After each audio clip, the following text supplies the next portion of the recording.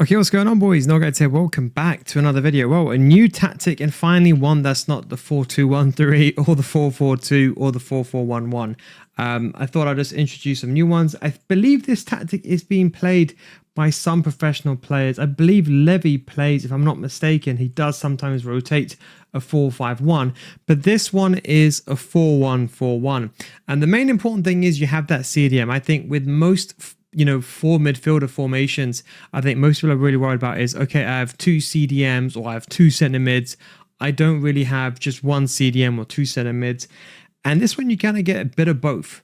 So if you like to use the 4-4-1-1, but you like to have two players that kind of play like that box-to-box role, and then you want that one player sitting for stability, then this is one of the best formations you can make. In fact, you can even make these players playmakers and make them more attacking, and you still keep the inside forward. So if you do like the 4-4-1-1, but maybe you don't mind not having that cam, and let's say you want more stability, and you want more of a possession style of play with having defensive stability, then the 4-1-4-1 is a really good system. It's a formation I actually used quite a bit for a long time to close out the game, but I think I tried it early on today and I was like, why did I stop using this? Especially with the CDM, it can really produce some real benefits of being defensively stable. Do you want to increase your win rate just before Team of the Season? We got the Division 10 to Elite Division series. All the videos are finally uploaded. We show you how to get from Division 10 to the Elite Division basic gameplay.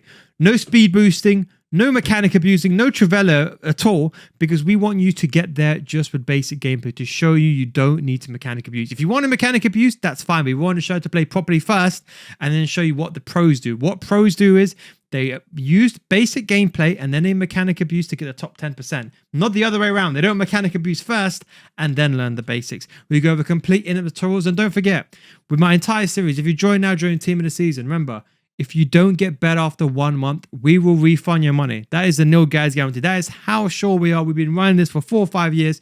We go over in-depth tutorials. We also go over pro gameplay analysis where we analyze the full professional player's game.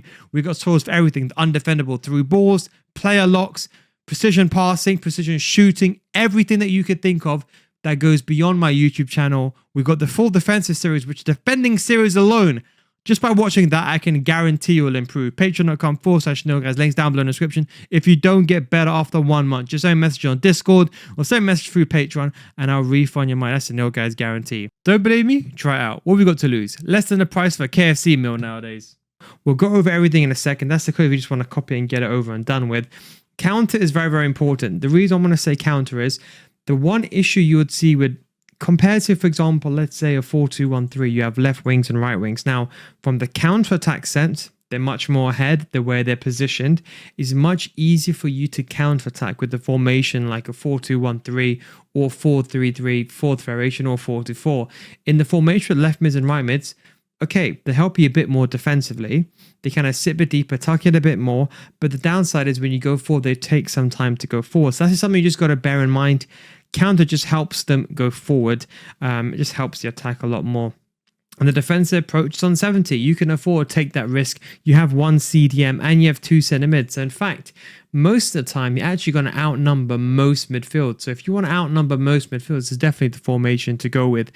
So look, let's first of all start. Correa Advanced Striker is what you probably want to use for a singular striker.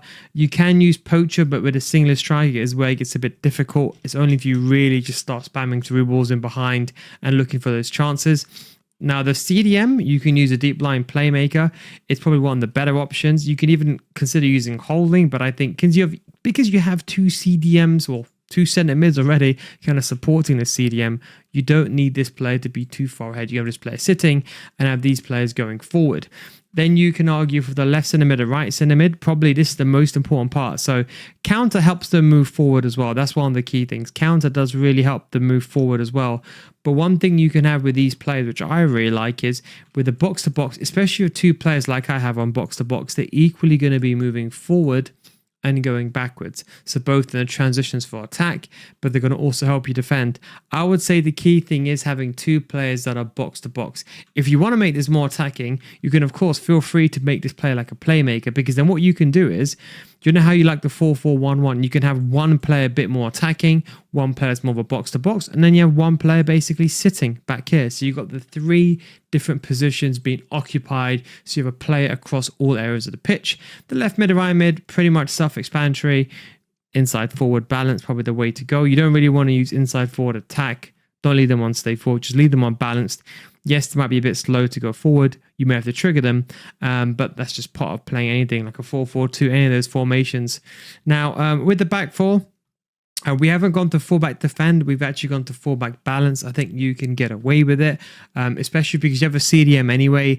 And to be honest, the combination between these players here, because you can have the butterfly wings and you have the CDM to support. So you actually have that extra player in midfield that can help you maneuver and bring the ball forward. So that is where you can outnumber your opponents, not only in the initial phases of when you're trying to attack, but also in the build-up phase as well. That's what I'll probably recommend. To be honest, any player here that's got some sort of decent, like at this stage of the game, you should have at least a decent player. Anyone that's got good defense awareness, good sprint speed, they can, of course, if they've got a power, something like that, even better. The only thing I would say with these 2 players here, left mid and right mid, that's what you would normally put for inside forwards. The only thing I would say here for these 2 players is you need to have, if you're using 2 box to boxes, you need the plus, in my opinion. You really need that plus. Ideally, get players here like a Hullet, or I've got Appin, players that can do everything. So even a Talisso could play there if you wanted to, but anyone that can do a bit of attacking and a bit of defending. But also don't forget, for transition, the defensive awareness and the attack positioning stats are very, very important. So attacking awareness, as some people like to call it, and defensive awareness, they both go hand in hand. They also equally contribute alongside the roll plus. Don't forget, it's not just the roll plus, it's also the stats. And that is pretty much it. You have pretty much a freedom to go with whatever you want. For that, I would just recommend the build-up style being on counter, and the defense approach, as I said, you can be high. And don't forget, you're still going to have to press very heavily. The only downside is in a 4-4-2, you could argue you do have, those 2 strikers. Now you have basically 1 CDM, but you could argue that can allow you to be a bit more aggressive with your left centre mid and your right centre mid and not have to worry, because then you can be more aggressive with those players and don't have to worry about, okay, look, what about anyone at the back? Let's say my centre mids get broken. You have that safety net. So that is where this 4-1-4-1 comes in. So that's the code if you want to copy it. Again, the same thing. The only difference here is the playmaker. And you might see some pro players use the 4-5-1. I said, I think, if I'm not mistaken, Lever use it. I'm not sure if he actively uses it now. Not this 4-5-1 attack. It's the 4-5-1 flat.